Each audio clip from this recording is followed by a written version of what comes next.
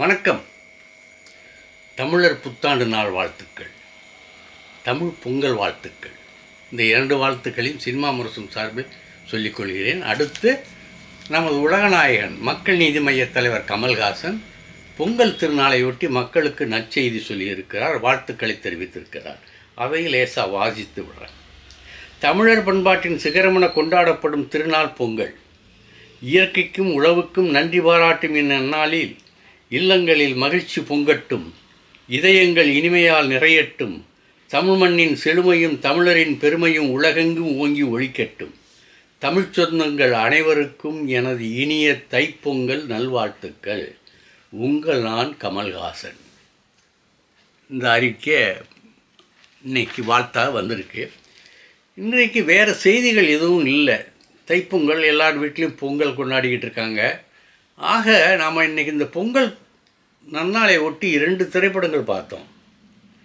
இன்றைக்கி திரைப்படங்கள் 2 பார்த்தோம். ஒன்று வாவாத்தியார், இன்னொன்று தலைவர் தம்பி தலைமையில். இது ஒரு படம். இந்த 2 படங்களில் வாவாத்தியார் படம் ராஜ்கிரண், கார்த்திக், நம்ம சத்யராஜ், இன்னும் பல நம்ம நிழல்கள் ரவி இவங்கெல்லாம் நடிச்சிருக்காங்க. அந்த படம் எம்ஜிஆரை அடிப்படையாக வைத்துக்கொண்டு பின்னப்பட்ட படம். அதன் சுருக்கம் என்னென்னா, ராஜ்கிரண் எம்ஜிஆருடைய வெறியர், பக்தர், இன்னும் என்னென்ன வேணும்னாலும் சொல்லலாம். எம்ஜிஆர் படம் அவங்க பண்ணுற அளப்புறைகள் இவர் யாருக்குமே பண்ண முடியாது, அந்த மாதிரி பண்ணுவாங்க. அவருக்கு பேரன் பிறக்கிறான். எப்போ பிறக்கிறான்னா, எம்ஜிஆர் என்னைக்கு இயற்கை எய்தியார், மரணமடைந்தார் அல்லவா, அந்த மரணமடைந்த நாளில், அன்றைக்கு இல்லை வேறொரு நாளில், மரணமடைந்த நாளில் அதே நேரத்தில் ஒரு பேரன் பிறக்கிறான். அவன் பாதத்தில் ஒரு மச்சம் இருக்குது. இது பூராவுமே எம்ஜிஆருக்கு உரிய பெருமைகள். ஆக என் பேரன் எம்ஜிஆர் பிறந்திருக்கான், எம்ஜிஆருடைய மறு உருவமாக பேரன் எனக்கு வந்திருக்கான், அவனை நான் எம்ஜிஆர் மாதிரி வளர்ப்பேன் அப்படின்னு சொல்லி ரொம்ப அக்கறைப்பட்டு தன் பேரனை வளர்க்கிறார். அவர் தான் கார்த்திக். ஆனால் பேரன் எப்படி, இவருக்கு எதிர்மறையான ஒரு எண்ணங்களில் போகுது. அவனுக்கு இவர் நல்லவராக நினச்சி வாழ்ந்தாருன்னா அவன் கெட்டவனாக நினச்சி வாழ்கிறான்.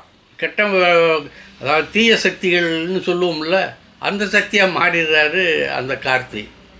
இதனால் மனமுடைஞ்சு இறந்து போகிறாரு ராஜ்கிரண். அதன் பிறகு என்ன, இவர் திருந்தினாரா? அந்த கதையில் மஞ்சள் குழுமம்னு வருது, ஒரு கோஷ்டி. அது என்ன, அது எதனால் யாரால் இயங்கப்படுகிறது? அது ஒரு புரட்சிகர இயக்கமா? இல்லை, அது ஒரு எக்ஸ்போஸ் பண்ணுறாங்க. அரசாங்க ஊழல்களையும் மற்றவர்களையும் எக்ஸ்போஸ் பண்ணுறாங்க, கெட்டவர்களையெல்லாம் எக்ஸ்போஸ் பண்ணுறாங்க. அந்த கும்பலில் அந்த கும்பலில் முக்கியமாக போகிற ஸ்டூடெண்ட்ஸ் தான். அவர்களை அவர் எப்படி கண்டுபிடிக்கிறாரு, எப்படி அவர்களுக்கு உதவுகிறாரா இல்லையா, திருந்தினாரா இல்லையா அப்படிங்கிறது தான் வாவாத்தியார். இந்த படத்தினுடைய டைரக்டர் நலன் குமாரசுவாமி. அவர் வேற ஒரு சப்ஜெக்ட் எடுத்திருக்கலாம். இந்த கதை எம்ஜிஆர்னால் இன்றைய சமூகத்தில் இந்த 2K கிட்ஸ் இருக்காங்கள்ல, அவங்களுக்கு எம்ஜிஆர்னால் தெரியும், அவ்வளோதான் தெரியுமே தெரியும். அவருடைய பண்புகள், அவருடைய குணநலன்கள், அவருடைய புரட்சிகரமான திட்டங்கள், முதலமைச்சராக இருந்தது, எதிர்ப்புகள், இதெல்லாம் அவருக்கு தெரியாது. நான் ஆணையிட்டால் அப்படிங்கிற பாட்டு பாட தெரியும். இந்த ராஜாவின் பார்வையில் ராணி, அந்த மாதிரி பாடல்கள் இதில் தெரியும். அந்த படங்களை பார்த்து தான் அவங்களுக்கு தெரியுமே தவிர எம்ஜிஆரோட ஒன்றி இருக்க மாட்டாங்க இன்றைய 2K கிட்ஸ். அவருடைய பாத்திரத்தில் ஏற்று நடிக்கும்போது இது சிலருக்கு ஒரு அந்நியமாகப்படுதுன்னு நான் நினைக்கிறேன். ஆனால் கார்த்திக் தன்னுடைய திறம்பட்ட நடிப்பார் அந்த கேரக்டருக்கு நியாயம் கற்பித்திருக்கிறார். நல்லவனாகவும் நடிச்சிருக்கிறாரு, கெட்டவனாகவும் நடிச்சிருக்கிறாரு, காதல் காட்சிகளில் ரொம்ப பிரமாதமாக நடிச்சிருக்காரு. அந்த எம்ஜிஆரை நினச்சி அவர் பாடி ஆடி வரும்போது அவர் ஒரு தனி இவருடைய ஸ்டைல் பிரமாதமாக இருக்குது. அந்த எம்ஜிஆருடைய பழைய ஸ்டைலை விட இந்த எம்ஜிஆருடைய ஸ்டைல் பிரமாதமாக இருக்குது. அது என்னன்னு தெரியல, அவர் குதிரையில் வரும்போது அவருக்கு ஒரு கருப்பு முகமூடியை போட்டு விட்டுறாங்க. அது எதனால அப்படின்னு தெரியல. அது நளன் குமாரசாமி சொன்னால் தான் தெரியும். மக்களுக்கு சொல்ல வேண்டிய கருத்துக்களை இந்த படத்தில் சொல்லியிருக்காங்க. அரசாங்கம் எப்படி செயல்பட வேண்டும் என்கிற கருத்துக்களும் இருக்கிறது. அரசாங்கம் செய்யும் அக்கிரமங்களை வெளிக்காட்ட இந்த மஞ்சள் குழுமம் மாதிரி ஒரு குழுமம் இருக்க வேண்டும், அவசியம் இருக்க வேண்டும் என்பதையும் வலியுறுத்துகிறதாக நான் நினைக்கிறேன். ஆக மொத்தம் இந்த படம் கார்த்தியினால் இந்த படம் பார்க்கலாம்ங்கிற வரிசைக்கு வருது.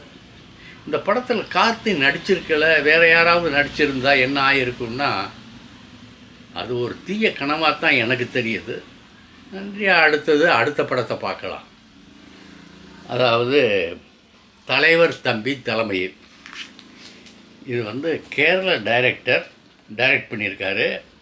கதையும் அவர் தான் வச்சுருக்காரு. மம்மூட்டி இயக்கிய படம் வர இருக்குது. அதாவது அந்த கேரளாவுக்கு ஏற்ற அந்த கதையின் நாட்டை இங்கே பிடிச்சிருக்காரு பாருங்க. ரொம்ப பிரமாதமாக இருக்குது.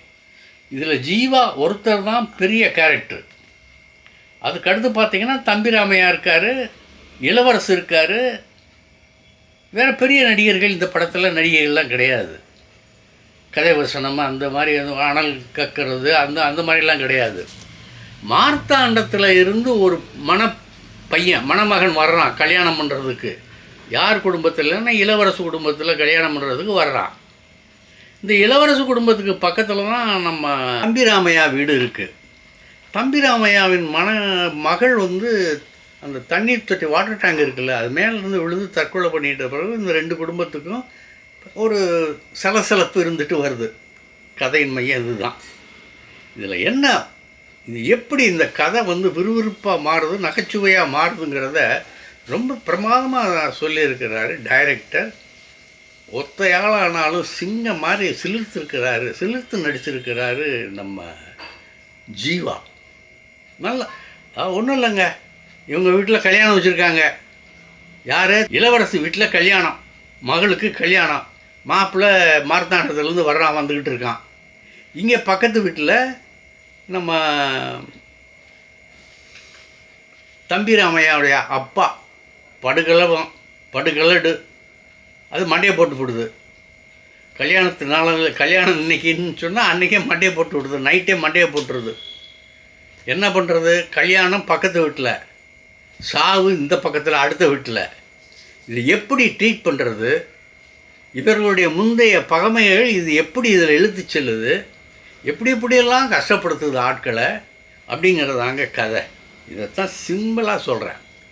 ஆனால் நடிச்சிருக்க நடிகர்கள் இருக்கார் பாருங்கள், நம்ம இளவரசாகட்டும், தம்பிராமையாவாகட்டும், நம்ம ஜீவாவாகட்டும், இந்த 3 பேரும் தான் இந்த படத்தை முழுமையாக எடுத்துகிட்டு போயிருக்காங்க.